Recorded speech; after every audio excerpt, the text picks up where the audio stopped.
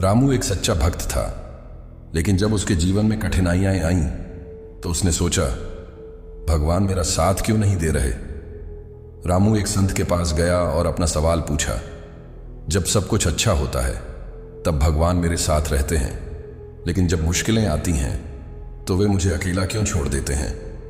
संत मुस्कुराए और बोले, बेटा, जब तुम समुद्र किनारे चलते हो तो अपने पैरों के निशान देखते हो। संत बोले, जब तुम्हारा जीवन आसान होता है तब तुम अपने पैरों के निशान देख सकते हो, लेकिन जब कठिन समय आता है तब तुम्हें लगता है कि तुम अकेले हो।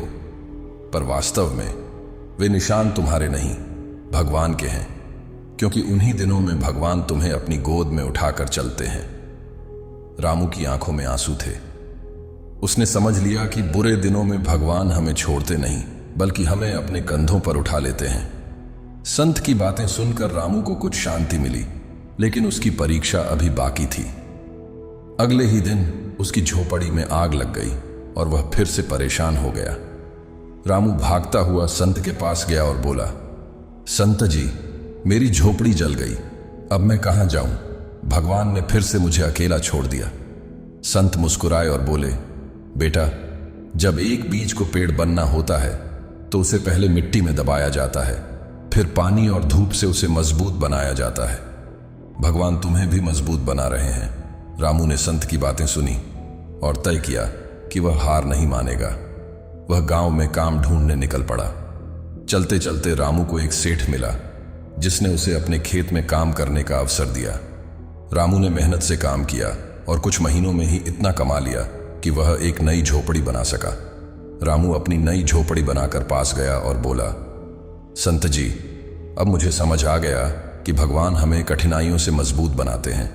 संत बोले, भगवान पर तब विश्वास रखो जब सब कुछ अच्छा हो, लेकिन जब कठिन समय आए तब भी विश्वास बनाए रखो, यही सच्ची भक्ति है। रामू ने महसूस किया कि अगर उसकी झोपड़ी नहीं जलती तो वह कभी मेहनत करना नहीं सीखता और अपनी स्थिति सुधार नहीं पाता। अब रामू के मन में कोई सवाल नहीं था। उसे विश्वास हो गया था कि भगवान हमेशा साथ रहते हैं, बस हमें उनकी योजनाओं को समझने का धैर्य रखना चाहिए। रामू की सेवा भाव को देखकर गांव के लोग भी जरूरतमंदों की मदद करने लगते हैं। गांव में भाईचारे का माहौल बन जाता है। वर्षों बाद वही संत फिर से गांव में आते हैं और रामू को देखकर मुस्कुराते हैं। रामू उनके पास जाता है और उनके चरणों में झुकता है। संत रामू से कहते हैं, तुमने भगवान पर विश्वास किया और उनके मार्ग पर चले, यही सच्ची भक्ति है। रामू की आंखों में खुशी के आंसू आ जाते हैं। रामू के प्रयासों से गांव में कोई भूखा नहीं रहता, हर कोई एक दूसरे की मदद करता है। भगवान में सबका विश्वास और मजबूत हो जाता है। एक रात रामू को सपना आता है जिसमें भगवान विष्णु कहते हैं, मैं हमेशा तुम्हारे साथ था, हूं और रहूंगा, सेवा ही सच्चा धर्म है। रामू गांव में एक छोटा मंदिर बनवाता है जहां हर कोई आकर प्रार्थना करता है और जरूरतमंदों की सेवा करता है। रामू को हर व्यक्ति में भगवान की झलक दिखने लगती है। वह समझ जाता है कि ईश्वर सिर्फ मंदिर में नहीं, हर जगह है। संत रामू को आशीर्वाद देकर गांव से चले जाते हैं। रामू अब खुद लोगों के मार्गदर्शक बन जाते हैं। रामू की मेहनत से गांव में शिक्षा, सेवा और आपसी सहयोग का भाव बढ़ता है। लोग पहले से ज्यादा खुशहाल जीवन जीने लगते हैं। रामू वृद्ध हो जाता है, लेकिन उसकी आंखों में संतोष होता है। वह जानता है कि भगवान ने हमेशा उसका साथ दिया और अब वह अपने जीवन से पूरी तरह संतुष्ट है। गांव के लोग अब भी रामू की शिक्षा को अपने जीवन में अपनाते थे। हर सुबह मंदिर में प्रार्थना होती थी और बच्चे वहां रामू की कहानियां सुनते थे। एक दिन गांव के एक युवा लड़के अर्जुन ने गांव के बुजुर्गों से पूछा, क्या सच में भगवान हमारे बुरे समय में हमारे साथ होते हैं? एक बुजुर्ग मुस्कुराए और बोले, बिल्कुल बेटा। जब रामू को सबसे कठिन समय में लगा कि भगवान ने उन्हें छोड़ दिया है, तब भी भगवान उनके साथ थे। भगवान ने उन्हें मजबूत बनाया, उन्हें सही राह दिखाई। अर्जुन ने सिर हिलाया और कहा, अब मैं समझ गया कि भगवान हर समय हमारे साथ होते हैं, हमें सहारा देते हैं, बस हमें उन पर विश्वास रखना होता है। गांव में अब यह परंपरा बन गई थी कि हर पीढ़ी अगले को रामू की कहानी सुनाती थी, ताकि हर कोई यह सीख सके कि बुरे समय में भगवान हमें छोड़ते नहीं बल्कि हमें संभालते हैं। अर्जुन को रामू की कहानी सुनकर गहरी प्रेरणा मिली। उसने सोचा, अगर रामू जी ने अपने पूरे जीवन में भगवान पर विश्वास रखा और दूसरों की मदद की तो मैं भी यह कर सकता हूं। अर्जुन ने फैसला किया कि वह गांव के गरीब और जरूरतमंद लोगों की मदद करेगा। उसने छोटे बच्चों को पढ़ाना शुरू किया जिससे वे शिक्षित होकर अपने जीवन को सुधार सकें। एक दिन अर्जुन की मां ने उससे पूछा, बेटा तुम यह सब क्यों कर रहे हो?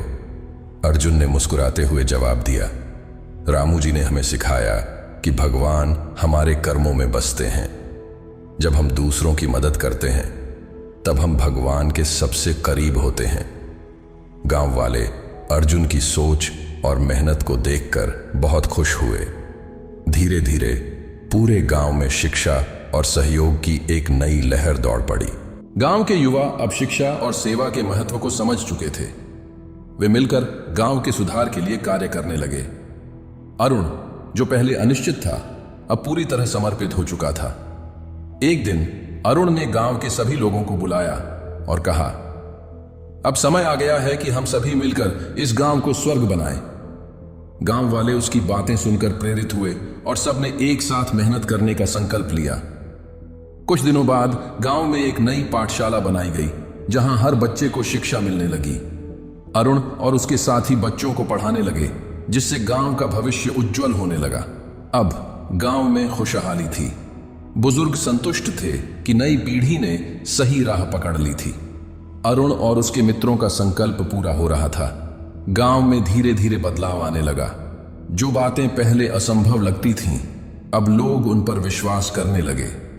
नई पीढ़ी ने पुरानी रूढ़ियों को छोड़कर शिक्षा और परिश्रम को अपनाने का संकल्प लिया। रामू की प्रेरणा से पूरा गांव आत्मनिर्भर और खुशहाल हो गया था। अब लोग शिक्षा, सेवा और परोपकार को अपने जीवन का हिस्सा बना चुके थे।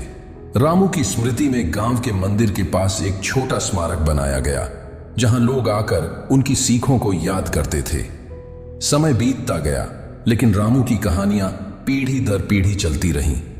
बच्चों को उनके त्याग, परिश्रम और सच्ची भक्ति की कहानियां सुनाई जाती थीं। इस तरह रामू की विरासत हमेशा जीवित रही और गांव में प्रेम, शांति और सद्भाव बना रहा। यह कहानी हमें सिखाती है कि कठिन समय में भगवान हमें छोड़ते नहीं हैं बल्कि हमारी परीक्षा लेते हैं और हमें आत्मनिर्भर बनने का अवसर देते हैं। जब हम धैर्य और विश्वास बनाए रखते हैं तब हमें सही मार्गदर्शन मिलता है। भगवान हर परिस्थिति में हमारे साथ होते हैं, बस हमें उनकी उपस्थिति को समझने और अपने भीतर के साहस को पहचानने की जरूरत होती है।